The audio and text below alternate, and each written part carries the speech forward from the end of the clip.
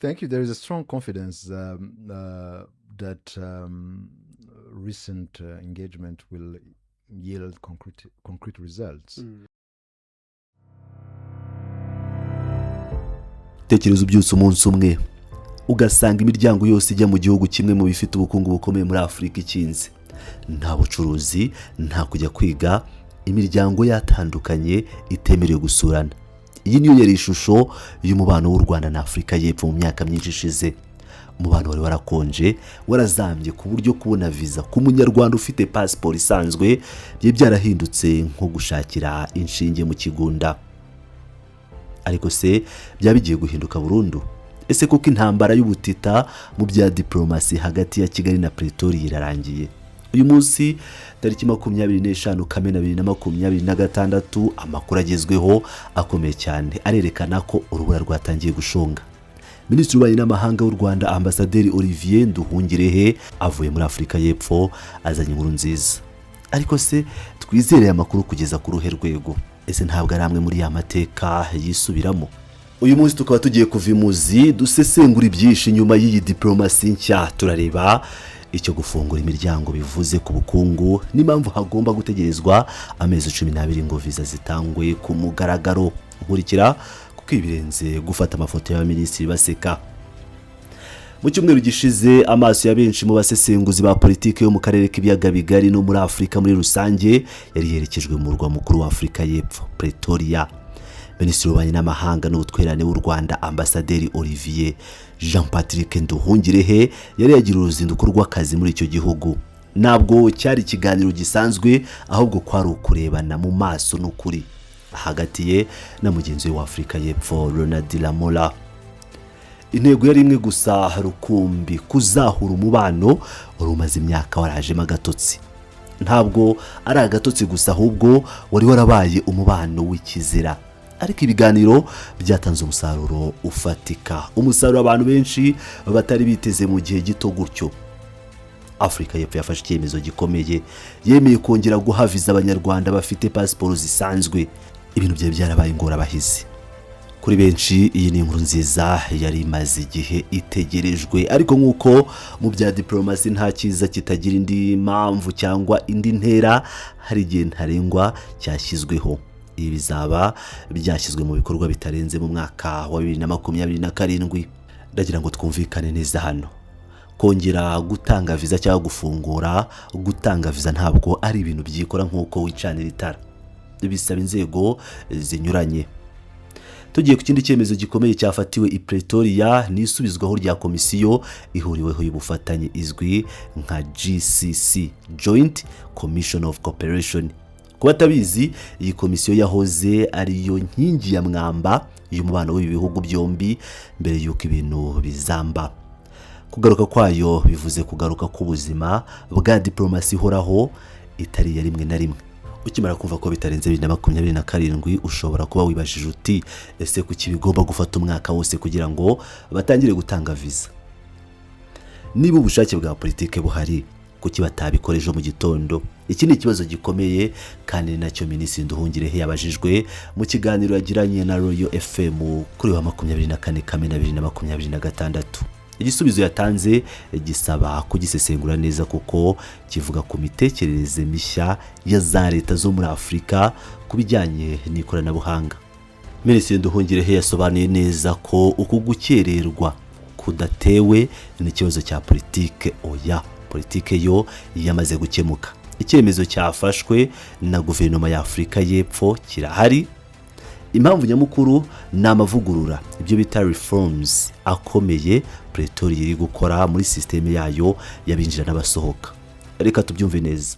Afurika y'Epfo iri gushyiraho systeme nshya y'ikoranabuhanga rya visa, e-visa, muri za ambasade zayo zose hirya no hino ku isi. Ubu bari mu cyiciro cy'igerageza ry'ikoranabuhanga. Ku muguke mu bya mudasobwa murahita mwumva ko gushyiraho systeme nshya y'igihugu idapfa kwinjirwa n'abajura bo kuri murandasi bisaba igihe n'ubushishozi. Minisitiri yagize ati badusezeranyije ko bazihutisha gahunda kandi ku Rwanda ruzahabwa umwihariko. iri jambo umwihariko niryo shingiro ry'iyi nkuru. Bivuze ko nubwo system iri gukorwa mu bihugu byinshi, ambasade ya Afurika y'Epfo iri Kigali izashyirwa imbere mu guhabwa iyi system nshya no kwigerageza. Bivuze ko iriya myaka cyangwa amezi 12 avugwa ari igihe kinini ntarengwa bafashe kugira ngo batazihutira gutanga amatariki ntibayubahirize. Ariko gushyira mu bikorwa bishobora no kuba mu mezi 2 cyangwa 3 ari imbere. Icyemezo cya politike cyarafashwe, ibisigaye ni tekiniki gusa ku muntu ukurikiranira hafi amateka ya politike yo mu karere ntiyareka kugira impungenge. Si ubwa mbere twumva inkuru nk'iyi. Ese abantu bakwizera bate ko kuri iyi nshuro bizaramba? Tugaruka inyuma gato mu mwaka wa 2018, Perezida Cyril Ramaphosa akigera ku butegetsi yasuye u Rwanda. Hari icyizere cyinshi, imitima yari yafungutse. Impande zombi zari zatangaje ko umubano ugiye kuba nta makemwa, ko bagiye kubana neza. Ariko nk'uko tubizi, hashize igihe gito umubano wongera kuzamo igitotsi gikomeye. Ibintu byongeye gusubira irudubi, isura ya diplomasi irangirika. Kubera ayo mateka ni ibisanzwe ko abantu bibaza niba Nduhungirehe atazanye andi magambo asize umunyu ariko atazashyirwa mu bikorwa.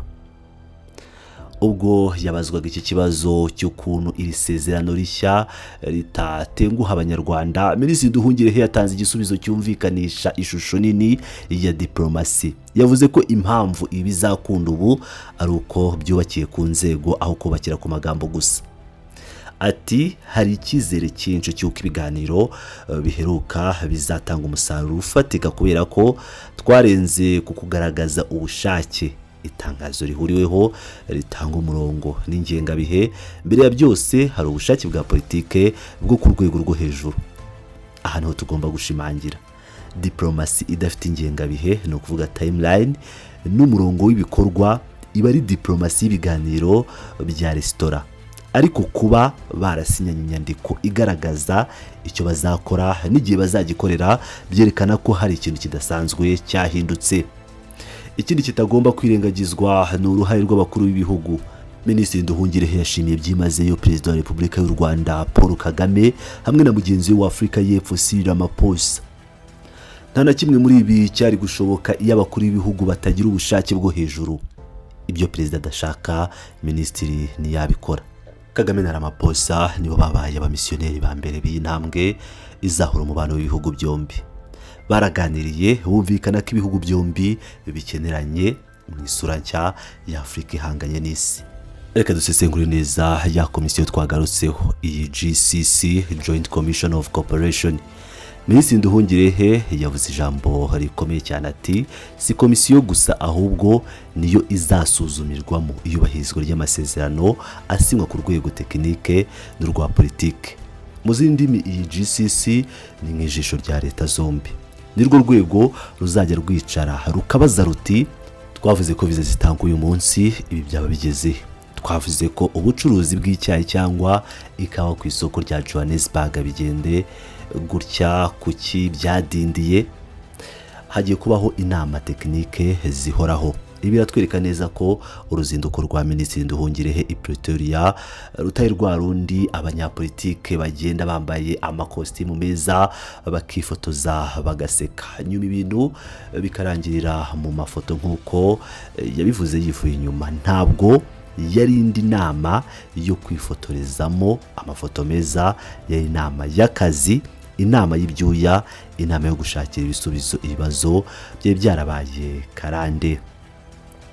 Ese byose wowe munyarwanda uri Kigali, i Musanze cyangwa i Rusizi, cyangwa wowe uri Cape Town na Pretoria, urabikuramo iki? Minisitiri Nduhungirehe yahamije ko ahazaza h'umubano w'u Rwanda na Afurika y'Epfo ari heza cyane. Yagize ati turi gukora cyane kugira ngo uyu mubano wazahutse uzagume ku rwego rwo hejuru, yewe n'abanyafurika babyungukiremo. Tekereza ku bukungu bwo mu burezi. Ubu abanyeshuri b'abanyarwanda bagiye kongera kubona amahirwe yo kujya kwiga muri kaminuza zikomeye zo muri Afurika y'Epfo nta nkomyi y'impapuro. Tekereza ku bukerarugendo. Abanyafurika y'Epfo bakunda gutembera ubu bagiye koroherwa no kuza gusura u Rwanda, kureba ingagi no gusiga amadolari yabo mu bukungu bw'u Rwanda. ubu ni ubutwererane bubyara inyungu mu mufuka w'umuturage, si inkuru zo mu biro gusa. Asaba buri muturage wese kuba ambasaderi w'uyu mubano mwiza. Iyo politiki nziza ishyizweho ku rwego rwo hejuru, abaturage nibo baba ibiraro bihuza ibihugu. Ibi byose birerekana ishusho y'u Rwanda rushya rudahwema gushaka amahoro n'imikoranire myiza mu rwego rwo kubaka Afurika yunze ubumwe kandi yigize. Ibikurikira kuri aya mavugururwa ya viza n'iyi komisiyo nibyo guhanga ijisho mu mezi make ari imbere. Wowe urabibona ute?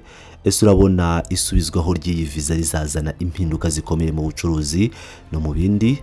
Igitekerezo cyawe ni ingenzi cyane. Ndagushimira ko wabanye natwe muri ubu busesenguzi bwimbitse.